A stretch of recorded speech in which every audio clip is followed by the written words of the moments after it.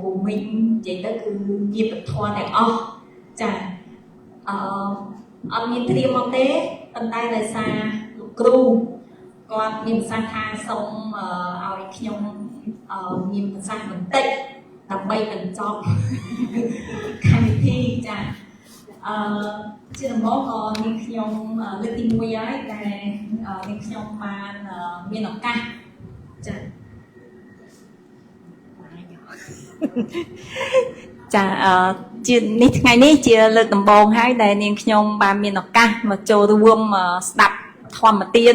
ចានៅក្នុងថ្ងៃនេះដោយផ្ទាល់ធម្មតាគឺស្ដាប់ហើយនឹងបានមើលតាមរយៈ Facebook social media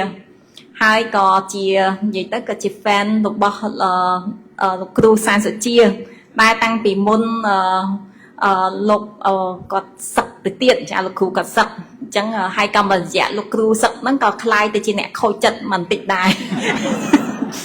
បាទដាវីក៏ដឹងដែរនៅក្នុងហ្នឹងក៏បានពិភាក្សាហើយអញ្ចឹងរៀងខូចចិត្តមករយៈទោះបីជាថាដឹងហើយថានេះគឺជាភាពមិនទៀងហើយក៏ជាការសម្រេចចិត្តរបស់លោកគ្រូប៉ុន្តែមានអារម្មណ៍ថា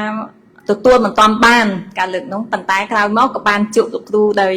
ផ្ទាល់នៅពេលដែលលោកគ្រូសឹកហើយហ្នឹងក៏បានជួបជាមួយនឹងបងម៉ាណែតដោយផ្ទាល់ហ្នឹងក៏បាននិយាយជំរាបលោកគ្រូដែរថាមិននឹកស្មានថា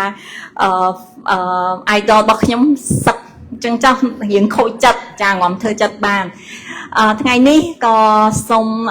ថ្លែងអំណរគុណចាបានលោកគ្រូគាត់បានតាក់ទងមកដោយលោកគ្រូបានប្រាប់ខ្ញុំជាមុនថាគាត់បានអញ្ជើញត្រូវអញ្ជើញមកប្រទេសកម្ពុជាយើងជាអ្នករយៈពេលដូចជាប្រហែលមួយខែចាហើយលោកគ្រូក៏បានបញ្ជូនព័ត៌មានថាមានធ្វើធម្មទាននៅកន្លែងនេះជួបជុំញាតិធម៌ចាហើយក៏ជម្រាបលោកគ្រូថាខ្ញុំសូមចូលរួមជាញាតិធម៌មិនបាច់ចាំបាច់ផ្សព្វផ្សាយអីទេហើយបានតាមរយៈដាឌីក៏អត់បាននិយាយទៅបានប្រាប់គាត់ថាខ្ញុំមកដែរចាហើយម៉ាក់ខ្ញុំក៏គាត់មានប្រសាសន៍ដែរគាត់ថាលោកគ្រូគាត់អញ្ជើញមកគាត់ចូលរួមតែខ្ញុំអត់បានប្រាប់ម៉ាក់ខ្ញុំថាខ្ញុំចូលរួមមកទេខ្លាចដឹងមុនអីចឹងខ្ញុំពិបាករៀបចំអញ្ចឹងមកថ្ងៃនេះនឹងរៀងដូចមានញាតិធម៌មួយណាគាត់មានប្រសាសន៍ថារៀងប្រេងមកដែរមកស្ងាត់ស្ងៀមចាទៅថ្ងៃនេះសប្បាយចិត្តមែនតើហើយក៏ចង់ចែករំលែកចានៅបទពិសោធន៍របស់នាងខ្ញុំផ្ទាល់នាងខ្ញុំបានពីមុននាងខ្ញុំគ្រួសាររបស់ខ្ញុំគឺជាពុទ្ធសាសនិកអញ្ចឹងឯងលោកគ្រូចានិយាយទៅរឿងពធរឿងពុទ្ធសាសនាមិនសូវចេះភាសាសង្ឃប្រហែលទេចាពីមុនគឺម៉ាក់ប៉ាខ្ញុំម៉ាក់យាយខ្ញុំមានម៉ាក់យាយខ្ញុំដែលកាន់ពុទ្ធសាសនាហ្នឹងតាំងពីមុនមកខ្ញុំបានទៅវត្តជាធម្មតានិយាយទៅគឺផ្ទះគ្រួសារខ្ញុំគ្រប់ពុទ្ធសាសនាហើយម៉ាក់ប៉ាខ្ញុំម៉ាក់យាយខ្ញុំគឺគ្រប់ប្រតិបត្តិណាចាពេលទៅវត្តអីហ្នឹងគឺប្រតិបត្តិតាមធម្មតាប៉ុន្តែនាងខ្ញុំពេលហ្នឹងអត់យល់ថាតើពុទ្ធសាសនាព្រះធម៌គឺជាអីទេយើងទៅដល់គឺថ្វាយទាំងបង្គំអុជធូបហើយនឹងគេធ្វើអីគឺប៉ាម៉ាក់ធ្វើអីម៉ាក់យាយធ្វើអីគឺខ្ញុំធ្វើរហូតតាមនឹងដែរចា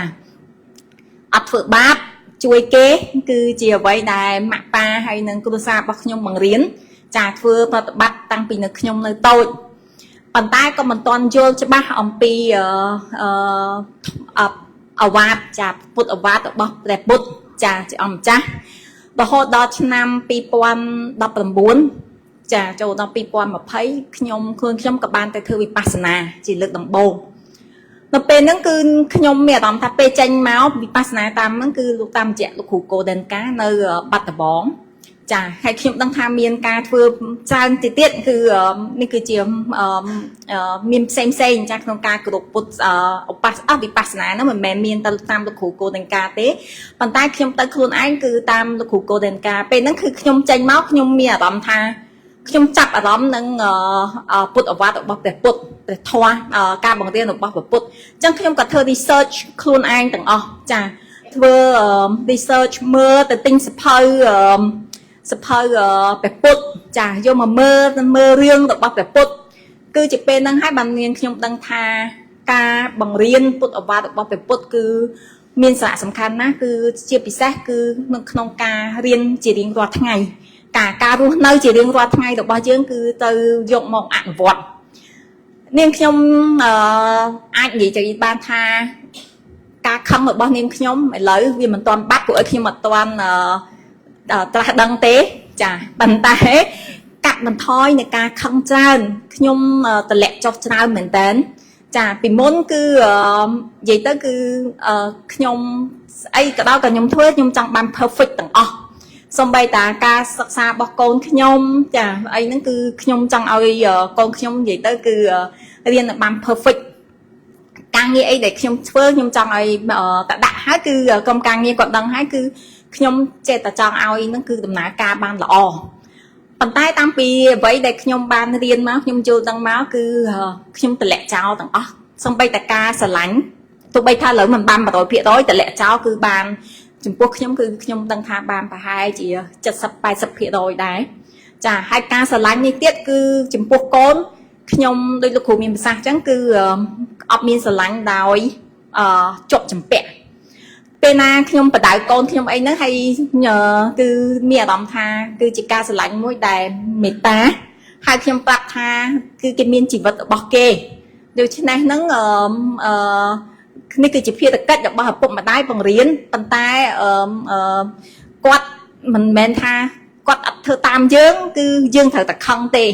ចាអញ្ចឹងខ្ញុំឃើញការផ្លាស់ប្ដូរនៅក្នុងការរស់នៅរបស់ខ្ញុំហើយការខឹងរបស់ខ្ញុំគឺនឹងទៀតគឺនិយាយទៅគឺពេលខ្លះខ្ញុំអត់ដឹងថាខ្លួនឯងអត់ខឹងគេនិយាយមកអញ្ចឹងទៅមានអារម្មណ៍ថាហួសចិត្តហើយដើរទៅបាត់វិញចាស់និយាយថាគាត់ថាគាត់អត់យល់អញ្ចឹងមិនគាត់អត់ដឹងថាអ្វីដែលគាត់និយាយមកហ្នឹងគឺគាត់អត់យល់មានតែយើងដឹងទេដែលយើងខ្លួនឯងដែលយើងអ្នកធ្វើមិនយើងដឹងថាយើងកំពុងធ្វើអ្វីដូច្នេះខែអីក៏យើងទៅយកចិត្តទុកដាក់នៅលើពាក្យសម្ដីរបស់គាត់ដែលគាត់និយាយហើយមកពីគាត់អត់ដឹងនឹងហើយបានដឹងថាយើងធ្វើនឹងហើយបានគាត់និយាយពាក្យទុកសាក់មកឲ្យយើងគាត់ខឹងយើងដូច្នេះបើសិនជាគាត់មានសិទ្ធិខឹងយើងប៉ុន្តែគឺរឿងខ្លួនឯងទេថាមានសិទ្ធិទទួលយកឬមិនទទួលយកនៅនេះអ្វីដែលយើងធ្វើឲ្យយើងគិតថាយើងធ្វើត្រូវហើយធ្វើ the best for today ហើយគឺខ្ញុំគិតថាខ្ញុំអត់ទៅខឹងនឹងអ្នកណាទេចា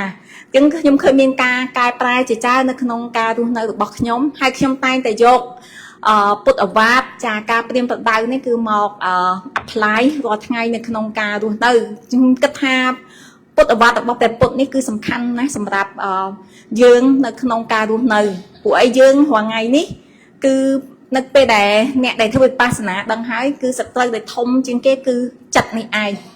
ពេលណាដែលយើងបិទភ្នែកគឺពេលណាដែលយើងធ្វើវិបស្សនាគឺចិត្តរបស់យើងមិនដឹងជាថាដើរទេសទៅណាច្រើនមែនតើហើយអ្វីដែលយើងដើរចិត្តដើរទេសនេះគឺមិនដែលគិតអំពីបច្ចុប្បន្ននេះគឺយើងគិតអំពីអតីតកាលដែលកន្លងមកហើយនឹងគិតអំពីអនាគតដែលនឹងកើតឡើងត្រូវធៀមអីខ្លះប៉ុន្តែអត់ដែលគិតថាខ្លួនឯងកំពុងអង្គុយធ្វើស្អីទេចានេះហើយគឺជាសត្រូវមួយរបស់យើង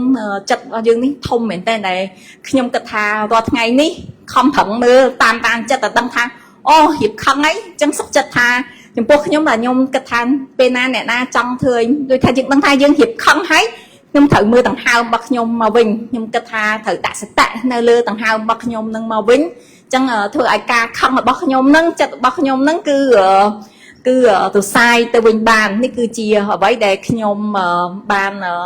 បប្រតិបត្តិជារៀងរាល់ថ្ងៃចាហើយខ្ញុំគិតថាពធរបស់ព្រះពុទ្ធនេះគឺ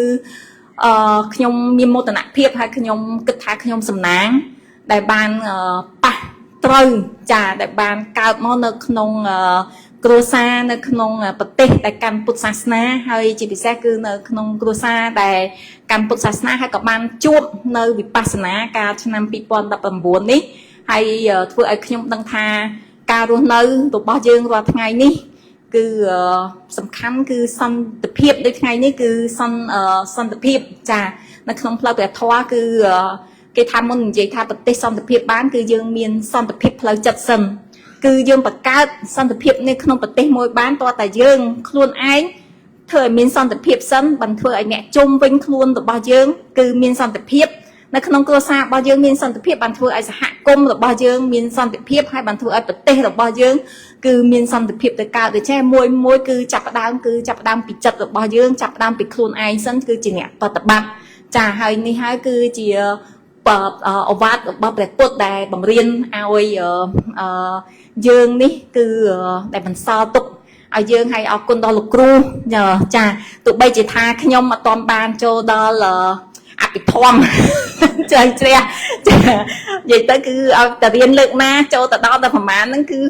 ផ្លិចក្រោយរហូតហើយអត់មានពេលរៀនហ្នឹងចូលដល់ YouTube របស់លោកគ្រូហ្នឹងបើកបានតែ2ដង3ដងហ្នឹងក៏អត់ទាន់បានបញ្ចប់ដែរខ្ញុំគិតថាចាំមើលមានពេលតិចទៀតនឹងខំប្រឹងអង្គុយរៀនឲ្យចប់ចាប៉ុន្តែនាងខ្ញុំគិតថានឹងខ្ញុំតែ beginner ទេចាអត់ទាន់ចូលដល់ថ្នាក់intermediate ឬមួយក៏ advanced ដូចអ៊ំពូមីងនៅកន្លែងនេះទេប៉ុន្តែខ្ញុំរកសេចក្តីសុខរបស់ចិត្តខ្លួនខ្ញុំឃើញហើយនឹងសម្ដេចធិបតីរបស់ម៉ណែគាត់ថាខ្លាតាំងសិលនេះគឺជាការពិតចានេះក៏